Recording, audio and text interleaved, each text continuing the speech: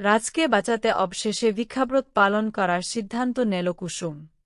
আমরা এমনটাই দেখতে পারব আজকের পর্বে। বিস্তারিত জানতে ভিডিওটি দেখতে থাকুন। শুরুতে দেখা যায় রাজের অপারেশন চলছে আর হাসপাতালের বাইরে উদ্বিগ্ন হয়ে বসে রয়েছে কুসুম।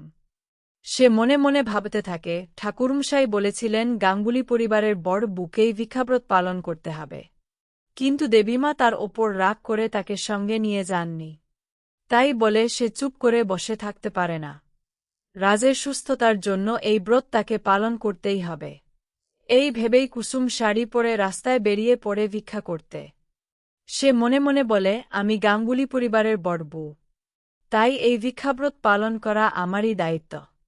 অন্যদিকে মন্দিরে ঠাকুরমশাই ইন্দ্রাণীকে জানান এবার তাকে অগ্নিপরীক্ষা দিতে হবে।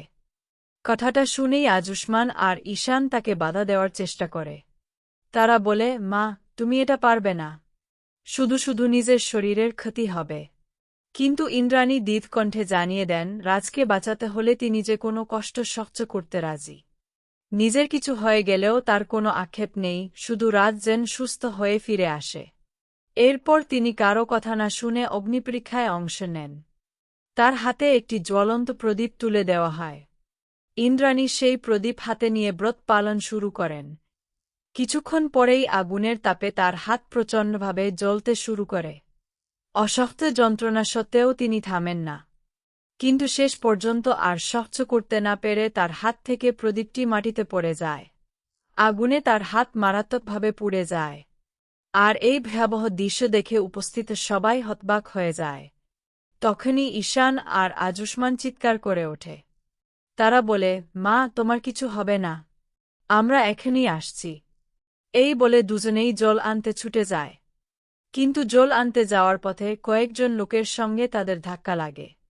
সেই লোকগুলো মোবাইলে একটি ভিডিও দেখছিল। তাদের একজন আয়ুষ্মানকে দেখে জিজ্ঞেস করে, তুমি কি আয়ুষ্মান গাঙ্গুলি? আয়ুষ্মান বলে, হ্যাঁ, কি হয়েছে? তখনই তারা মোবাইলটা তার হাতে দিয়ে ভিডিওটি দেখায়। আয়ুষ্মান ভিডিওটি দেখতে শুরু করে। এদিকে টিভির নিউজে প্রচার হতে থাকে যে রাজশেখর গাঙ্গুলির অবস্থা অত্যন্ত সংকটজনক। তার তৃতীয়বার হার্ট অ্যাটাক হয়েছে এবং তিনি নাকি আর বাঁচবেন না। এই খবর বারবার সম্প্রচার হতে থাকে।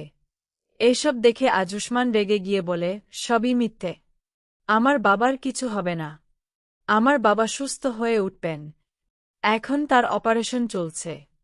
আপনারা দয়া করে এসব ভুজা খবর বিশ্বাস করবেন না, এভাবে ভুল তথ্য ছড়াবেন না। এই কথা বলেই সে সেখান থেকে চলে যায়।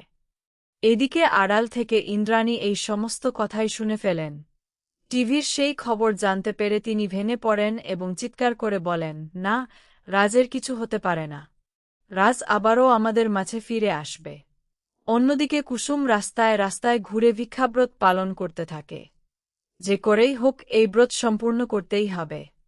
প্রচণ্ড রোদ আর কষ্টের মধ্যেও সে নিজের ব্রত পালন করে যায়।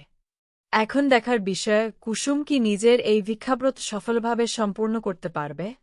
আর রাজশেখর গাঙ্গুলি কি আবার সুস্থ হয়ে পরিবারের কাছে ফিরে আসতে পারবেন?